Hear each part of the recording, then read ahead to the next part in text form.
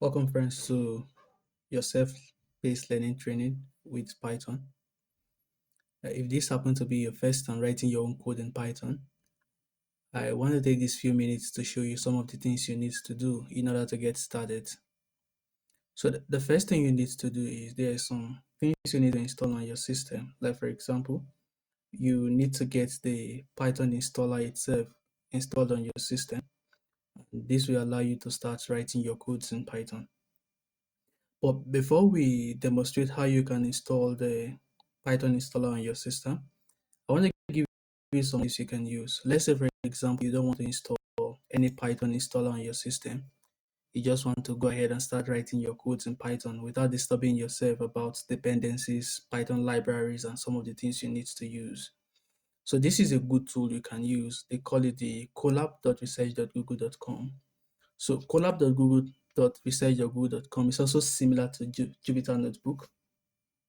But the advantage of using Colab is that you don't need to install any Python libraries on your systems. So you don't need to bother yourself about configuring Python on your system. Just go to colab.research.google.com. Then automatically you have access and environment where you can start writing your codes. Now, once you go to this link, I will just demonstrate briefly how you can use Google Colab to get you started with your Python programming. So we have the new notebook here. So I will go ahead and click on this guy. I'll leave some time for it to launch. So we can see that it's launching right here. Good. So this is how the environment looks like in Google Colab. So you can just go ahead and just start typing your code in Python. For example, print +2. Now take note of something. If you want to run your line of code, you can use this button we have here, like the play button. So I will just click on this button. So automatically it's going to run my line of code and give me the output for my statement I just wrote down here. Now you see it gives me 4. So I don't need to install anything on my system. Everything is running on your browser. In fact, the RAM and the disk space are currently running on. So right now you don't need to install anything on your system. The RAM, disk space you're using, everything is running from the Google environment itself. So what you just need to do is just to start writing your codes with Google Colab. And that is something good. That is something interesting I would like you to use if you don't want to go through the stress of running your Windows, your Python installers on your system. Now, if you want to save your code, you can just come to this section here that says Untitled, and you just put learning Python, for example. Let's assume that is the name of the file you want to save, and you hit Enter. Automatically, this file will be saved on your Google Drive. Now, there's something again I want to quickly chip in. We have some sections here if you want to use the Google Colab. This is for code. This allows you to insert a new cell that you can start writing your codes. Once you click on this drop down, this is just an AI prompt cell. This is newly added to Google Colab. Now, once I click on this cell here, I have a new cell that is here. So you can do whatever you want to do. For example, I'll just say print bar. And now this is what I will do right now. Instead of using this button, you can just press down your shift and enter key. Then automatically it's going to run this cell for you. Now just watch. I press down my shift and enter. It runs down the statement I've written here and automatically created a new cell for me to write my code. So you can write a bunch of lines of code and just keep executing your code one after the other. Now, one thing to know is that each of the lines of code you run will be loaded into what we call the session. So your coding environment session, basically. So you don't need to go back and start running everything again. So you have access to each of the variables whenever you run them in Google Colab. So this is one of the nice tools you can use to start learning your Python programming. Now, if you're using the recommended tool, the recommended site I shared on the group for you to start, which is the W3Schools. I so much love W3Schools because of its simplicity. So that is why I use W3Schools most of the time for learning myself. So you can just use the integrated development environments they have on W3Schools. So you don't need to do anything. We're button they said, try it now, or try it yourself rather. So once I click on this button, it opens another tab for me. Now with W3Schools, you don't need to install any Python installer on your system too. So you see we have their development environment here, and this is where your code will appear. So once I click on the run button, your code will display this section here. So let's say, for example, you are going through W3 schools and you notice some set of codes. They explain the code, but you don't really understand the code, and you want to run the code and see how the code runs itself. You don't need to install the Python installer on your system to do that. W3 School gives you the avenue where you can run your code directly in their development environment. Just that one of the disadvantage of running your code here is you don't have access to your source code. So you can't easily go back to your source code. You will have to retype everything again whenever you need it when you're running with the W3 School coding environment. So that is why it is always good for you to either use your Google Colab so that you have access to your files, your drive directory. Now, once you now let's go back to Google Colab. Let me quickly show you something you can do. We have some section here, which is the file. Now, on the file here, you can create a new book. You can upload an existing notebook. You can save a copy in Drive, and you can also save the file itself on Drive automatically. Now, once you click on New Notebook in Drive, let's see what happens. So it's taking its time to load. Let's just wait for a minute. Excellent. So once you click that, you are presented a new coding environment. You can start writing another code again, and the title changes. So this is just a brief intro. This is not a tutorial on how to use Google Colab. I just want to let you know that something like Google Colab really exists. As you continue to, as you continue your Python journey, there will be a need for you to explore all other options for you to start writing your code more effectively on Google Colab. But for now, you can just start writing your code, saves your code, you have access to it. Let's see if you have saved your code, how can you get access to your code? Automatically, Google Colab saves this code on your drive, on your Google Drive. But once you click on this, let's click on Open Notebook and see. So once you click on Open Notebook, automatically you're directed to your drive. So these are all the files you have run inside your drive. You have access to these information here. So you can select any of the files, click on the files and open the files and just continue working with your Python code. So that is all for Google Colab. But if you decide to go with the Python installer and you want to install the Python library on your system so that you have access to all your source code, you can just go ahead and go to this site that says python.org/download. Then you click on Windows. Please don't click on this button. This is just a manager for Python. You go to this section that says Windows. So click on Windows. It opens this section for you. So you just come down to this section. We have download Windows installer for 64-bit. Most systems these days run on 64-bit, but if your system is running on 32-bit, which is in most cases these are older systems that runs on 32-bit, you can just go ahead and run the installer for 32-bit. But go ahead and click the installer on 64-bit. So automatically the applications will start downloading. That is what I believe. So let's wait for a bit and see what happens.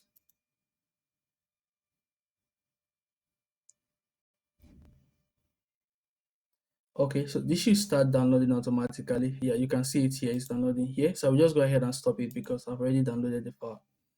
Now, after you've successfully downloaded the Python installer on your system, I just want to show you one important step you should not miss when you're installing your Python on your system.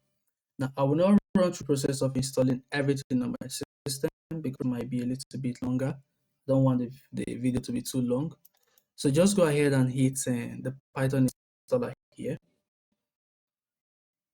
I'm using my sandbox right now, so I don't know, maybe it's going to ask me for privileges, access privileges to the system. Right, it's not asking me any access privileges because I'm running on sandbox. So if you are running as a local admin on your system too, you're not going to see any access privilege. Like for example, you need to provide code for you to run. Automatically, what you just see is just this box that popped up. Now, this is something you should keep in mind, please. When you are installing the Python installer on your system, it is always advisable for you to check this box that says add python.exe to paths. I will tell you the reason why this is important. If you want to run with an admin privileges on your system, then you can go ahead and click on this button too. It is optional in some cases, especially if you're running as a standalone user. A standalone user means you have an account that is dedicated as the admin, then you have an account for your everyday work that does not require you running admin privileges on your system. So once you have these two things checked up, just go ahead and click this button that says install now. Now, once I click on this button that says install now, automatically the process starts. You don't need to do anything. What you just need to do is you just need to wait for the application to be fully installed on your system. Now, once the application is fully installed on your system, then you can check if Python is available on your system. Right now, I'm running on my Windows Sandbox, so anything I install on my Windows Sandbox will automatically be deleted once I close my Sandbox. But let's assume this process is completed. I will just go back to my local machine now. I have something here called the PowerShell. The PowerShell is just a command line interface. So I will just go ahead and launch my PowerShell. This is just to confirm if Python was successfully installed on your system. And that is why I'm making this to call it. So you can use a PowerShell, or if you are familiar with command prompts, you can go ahead and use command prompt to run this command. So what you can just do is you can just type python -- version. So this will tell you the version of Python that is installed on your system. At the time I installed this Python on my system, what is currently running then was Python 3.2, Python 3.12.1. So this shows that Python is installed on my system. Now, this is why I said it is important for you to check that box that says install Python parts, python.exe parts. Now, if you check that box, you'll be able to run Python in terminals. For example, once you type Python, you get this Python environment, a terminal environment, where you can run Python codes, even without using any development environment. You can just go ahead and write your Python code and everything works fine for you. So that is why it is very important for you to select that option I mentioned earlier, install to Python part, so that you have access to it on your terminal. So this is how you install your Python on your system, to configure your system, to get your system up and running.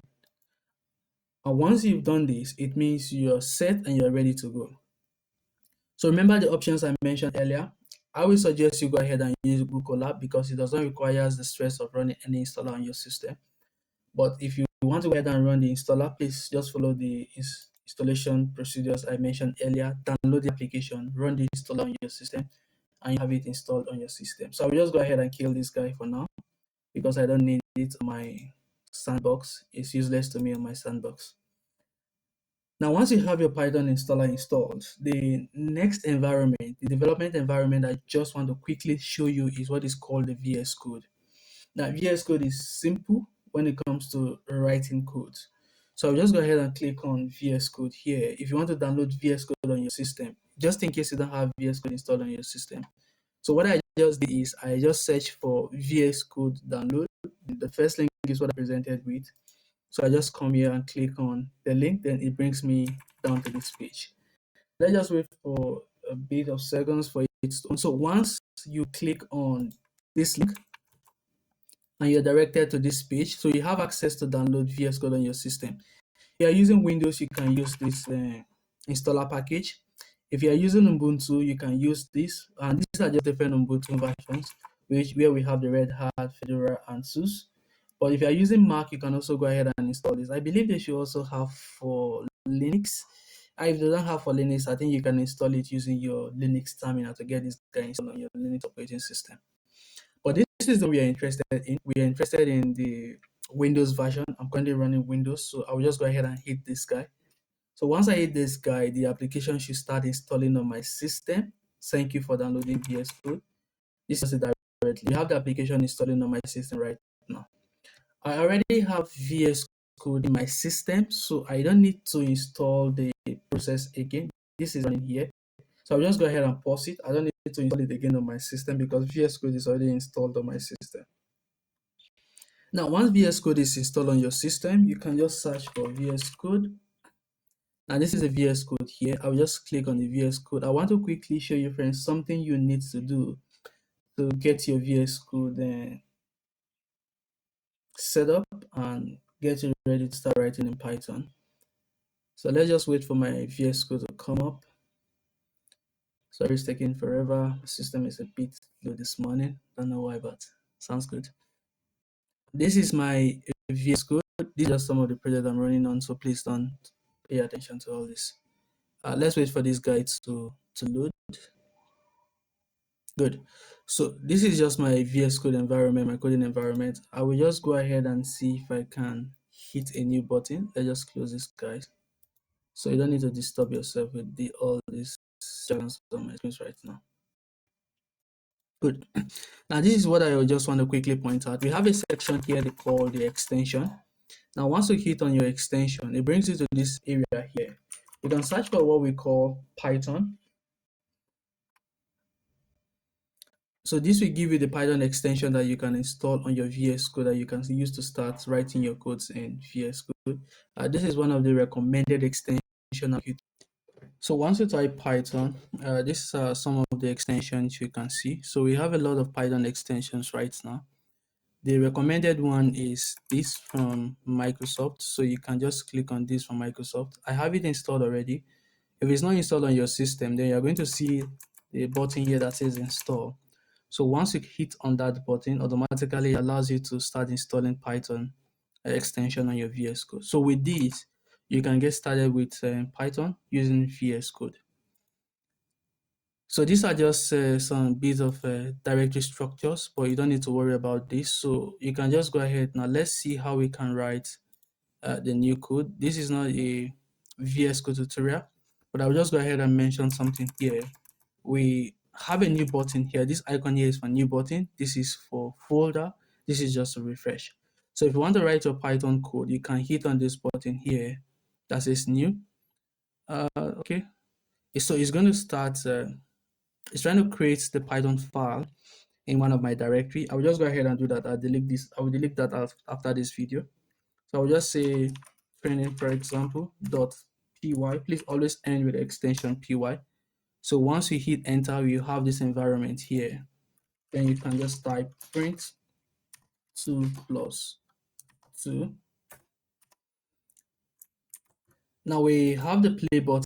You can click on the drop down, then run this guide that says run Python file in dedicated terminal. So once I hit the button there, let's see what happens. Excellent. Now you see the output here. We have 4 as the output.